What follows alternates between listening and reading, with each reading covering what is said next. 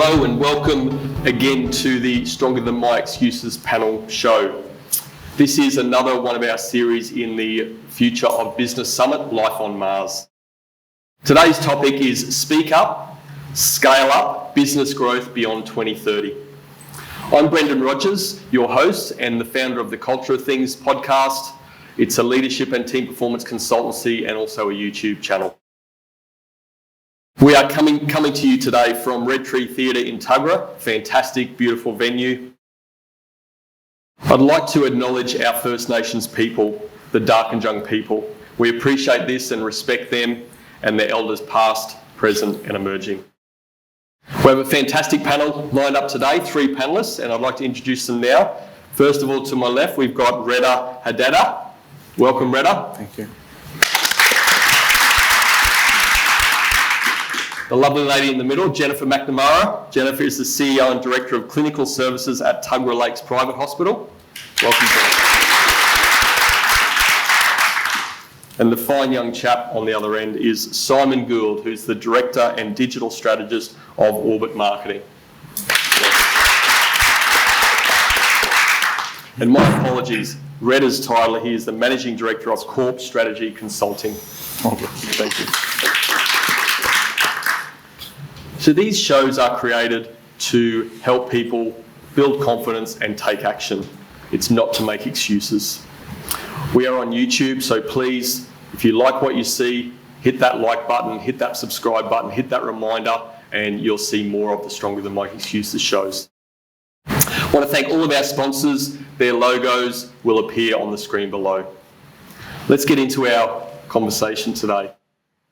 So it's a little bit of prep. The ABS, Australian Bureau of Statistics, states that the average number of businesses that are shut down, sold or bankrupt per annum is 26%. Now we know that the highest percentage of the New South Wales economy is small and medium businesses, making up about 40%. But there is a big selection of those that close down. So why do they close down? Reda, I'm going to start with you. What is it that you're working with? You know, some pretty big business and some small and medium businesses. What are these challenges that you're seeing that are not helping businesses grow? Well, I mean, the issue of mainly small businesses, basically when they want to grow and they want to go to the next level. Any business wants to go to the next level, to grow from, let's say, 5 or 10 staff members to 15 or 20 staff members. There's a certain mandate that needs to be processed and needs to be planned. Now, those mandates that are related basically to strategy, business strategy, tasks, to projections, financials, planning, and that needs to be reflected to the operations and how we're gonna do the operation strategy. Then it goes to systems and processes, and then leadership and technology. So small business, unfortunately, they are not aware of that sort of works that needs to be done. And for small business to implement that, it's a huge mandate. So many businesses, unfortunately, they don't know how to implement it. Even though if they start it, and that way the tendency to fail is high. So that's why we are seeing lots of businesses, they shut down in the first 3 to 5 years. Thank you. Yes, it's quite worrying, isn't it? True. Jennifer, what's your perspective on this, the issues that small to medium business face? Yeah, I think I can echo exactly what Reda is saying. My experience is predominantly in healthcare, and what we've seen for many years in healthcare is we escalate people into positions of leadership because they're exceptional at their clinical role. They're an exceptional registered nurse, and so we put them in a management position. And bigger organisations have systems and education to teach people how to be a leader and how to manage that business unit. But if you are a small business owner or a medium business owner who's an exceptional, pastry chef, where does that education and that training come from to actually develop a strategy and to understand the financial component of managing a small business? So I think that that's probably one of the real challenges for people. Absolutely. Yeah, it's a great point. Simon, from your perspective, what are you seeing as some of the issues for small to medium business? We look at things obviously from a marketing perspective, and what we typically see is that small and medium-sized businesses are unprepared for how to promote or market their businesses. So with a lot of them, they've started, their business originated because the owner saw an opportunity to solve a problem for people just like them. They might have experienced a problem in their own business, they managed to solve it, and they saw an opportunity to create a product or a service to help other people solve the same problem, but they don't then know how to go about telling the market that they're there. So they would focus on their product, making it better, adding features, adding services. But what we know is people don't buy the best product. They buy the best known product. And so if they're unprepared to promote themselves and market their business, or they don't have a budget for it, then that's a massive impediment to them actually being able to get sales and drive revenue. And so the big issue that we see is terrific products being outsold or losing to inferior products with a great marketing strategy, and that can ultimately lead to not only a lack of growth but to the business closing down. Thank you for sharing. I have to ask, mate, where do we get these things at the Foster Markets? It took me a really long time to find this. My wife was threatening to buy me a granny chain for years because I may or may not have lost a number of pairs of glasses. And we found this one, and I'm like, well, I'm a hippie at heart, so that was fabulous. And Etsy is the short answer. Absolutely. Very noticeable, mate. Thank you very much. I guess in what I'm taking away from what you're saying is it's almost like businesses, small to medium business, they don't know what they don't know, and they don't always know where to seek knowledge. So that becomes an impediment to them sort of moving ahead in area and even understanding what they may need to do to focus on to help develop their business, develop their customer base. Absolutely, because when you have a small business or micro business that you are managing at the moment, let's say 4 staff members, and you're generating X amount of revenues per annum. Now, if you're gonna go and grow that number and grow number of staff, so the structure of the business needs to be changed, and the mentality and the attitude of the business and the owner of that business or the founder needs to be changed, because there's a certain expectations that customers, suppliers, external stakeholders, governments, they are expecting from your business. So you need to restructure your business so you be able to provide that sort of expectations. So if you're a small business that have 4 staff members and you grow your business to 10 or 15, there's a whole different new world there. So any founder or business owner, they need to change their attitude to that, to reach that sort of structure. Yeah, well said. Jennifer, I'm going to come back to you. So let's look at this future again now and some of the outcomes that businesses, small, medium, need to look at for the future. You're supporting people that need medical support. You're also supporting a team at Tuggerah Lakes Private Hospital. What are some of these outcomes you think people and businesses in that sector need to look for? Yeah, so I guess for us at Tuggerah Lakes, our biggest focus is to make healthcare accessible for the community. That's what we're there, why we're there. And healthcare businesses are very mission focused. We have a mission, and that's what we're working towards. And how we do that is, around the culture in our organisation. So we want to be able to create the best experience for the people in the community if they should come to our business, but also more than that, we need to be able to create the best experience for our staff so that we can continue. If we do that, we can continue to grow our business because people will want to come and be part of that team.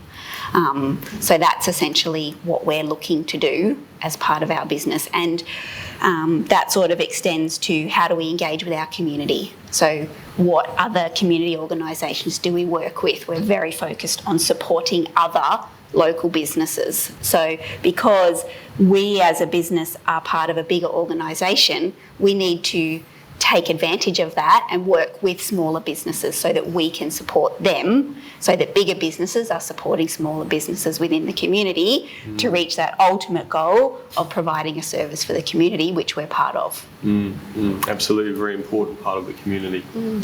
Simon, your marketing perspective? What are these outcomes that businesses should be seeking?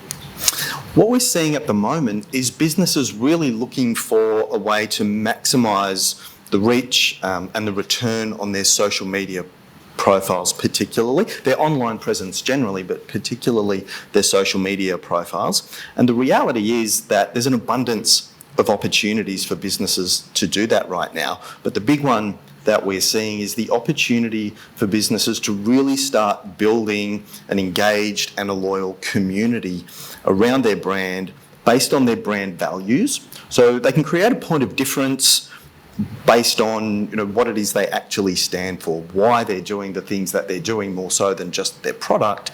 And that will naturally attract people to them who value those values. If they can get that right, then they're able to create a consistent and reliable flow of inquiries to their business.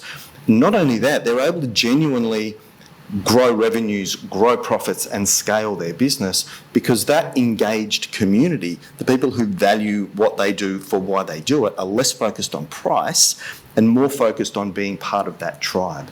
So that's a massive opportunity for businesses right now and probably for the next 3 to 5 years. Mm-hmm. Thank you, mate. Reda, what sort of opportunities are you seeing with the clients you work with through that SME space? There are many opportunities. First of all, finding new markets, nationally, internationally, actually. There's now a direction here in Australia is to push Australian businesses to export their products and services because they are assumed that they're high quality products and very well serviced. So there's a need for that to have a bigger revenue. The other opportunities that's available is focusing on small and medium businesses that they are expecting that generating more jobs locally in Australia or in New South Wales or regional New South Wales by having peer-to-peer sort of opportunities with the government. Now, for example, other countries in the OECD, they implement certain programs that federal governments, they can support certain businesses that they see it can grow fast and it can create jobs. And that sort of friendship is peer-to-peer or one-to-one. And this model happened in North America, in Germany, and in Singapore as well. And the outcomes were tremendous. And the exports increased more than 25-30%. So this kind of opportunities, having or reaching new markets, is very important for any small and medium business. Mm-hmm. Absolutely. But once again, I think I'm hearing a bit of that. There's different ways of looking at it, but ultimately, if businesses can come into the community, whether that's through being known in the community through some social media stuff, or attaching it to some goodwill through the community, and even building relationships with the community to seek out these other opportunities, can make it, can put them in a perspective that they don't even know is out there. Let's now bring this to actions, as we always like to do. So, Simon, we're going to start with you.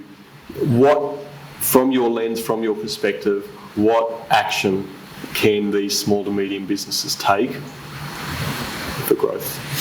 So really importantly for any size business, but small and medium businesses particularly, is to start using their online presence, their social media platforms to position themselves as authorities in their field. So what that looks like is value-based content. Don't always be out there trying to sell something. Think about what are the useful tools that I can create that are going to help my ideal customer solve a problem. How can I make their day a little bit better or a little bit easier? Checklists, ebooks, processes. We've all probably opted into somebody's sales funnel because we saw that ebook that we just had to have, right? That's the sort of thing that businesses should be looking to do, to understand the problem that they're solving well enough that they can create tools that those people just have to have. That'll start to position you as a real authority in your field. Then next is to completely understand what your brand values are. What do you stand for and why do you do what you're doing? And that might be because you want to help a particular group of people with a specific problem. It might be that you're passionate about the environment. It might be that you want to support, you want to make enough money to support an animal welfare charity. Whatever it is, weave that through all of your brand messaging, and that will start to attract the people who value that. Because let's face it, there's always somebody who's bigger, better, faster, stronger, cheaper than you in the market. And if you try and compete on their terms, you'll lose. So you want to start attracting that tribe of people who value what you do. And the perfect example is Apple, right? Their values are innovation and creativity. And, we could buy a laptop at half the price of an Apple one, maybe less. A mobile phone at half the price of an iPhone, but we don't because we want to be part of that tribe. It's important for us to feel like we belong. So how do you build those brand values into all of your marketing messaging? That's what's going to start attracting those people. And then use those useful tools we talked about to build off-platform lists. Your email list and your SMS list are the most important things, assets that your business has. Then you're less beholden to the algorithm of Facebook. And sorry, I'll just make one more point, because we don't have time to go right deep into all of that stuff today. But if you want to know more about that, there's a book called The Power of Why, written by Simon Sinek. If you haven't read that, grab that. And Seth Godin also has a blog, People Like Us Do Things Like This, and that drills right down into the psyche of people's need to belong to a tribe. So they're the action points that I think small and medium businesses need to take right now to start really getting on board with that. So Jennifer, we'll come across to you. What do you think, what's your view on how SMEs grow and move to the next level? I think it's important to make sure that moving forward past this year, the next 5 years, that we actually have staff to work in our businesses. So ensuring that we have a sustainable workforce, which starts a long time before those people would potentially become your paid employee.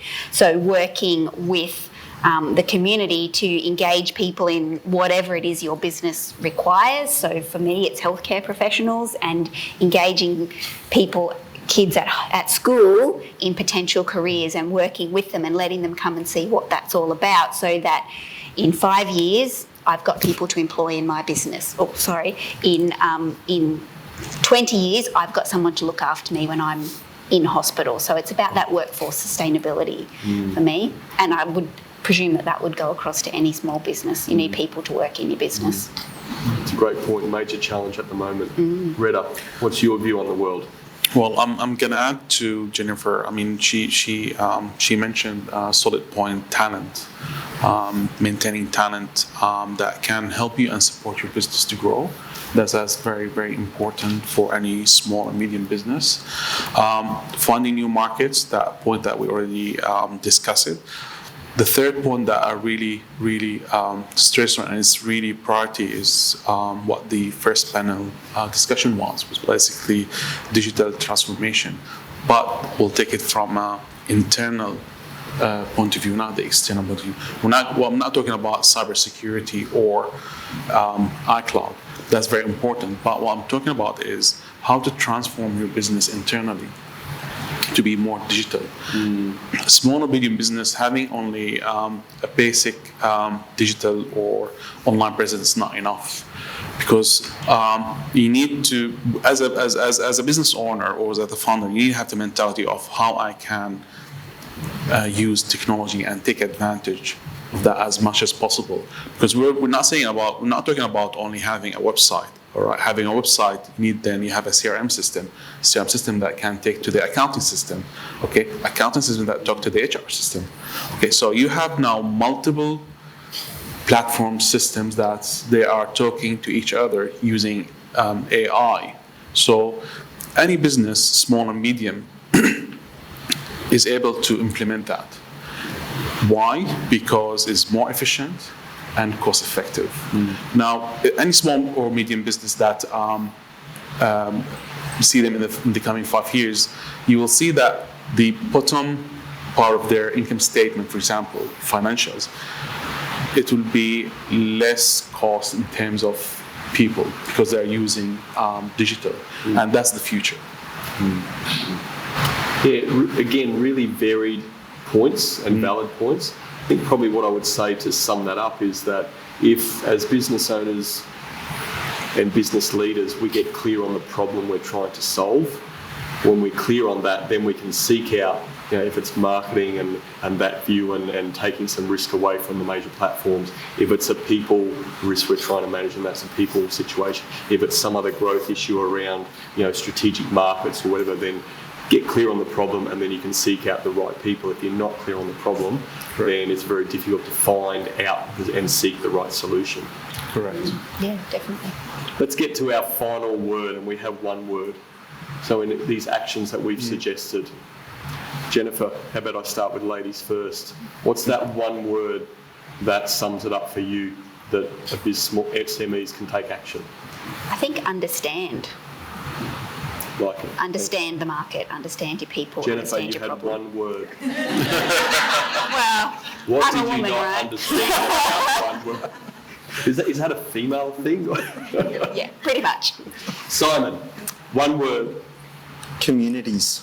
Communities. Thank you. Reda. Evolve. Evolve. Yeah.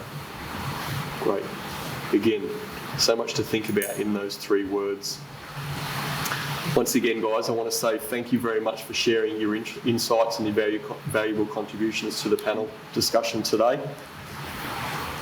Thank you to our venue, Red Tree Theatre at Tuggerah, fantastic venue, certainly for panel discussions and many varied events.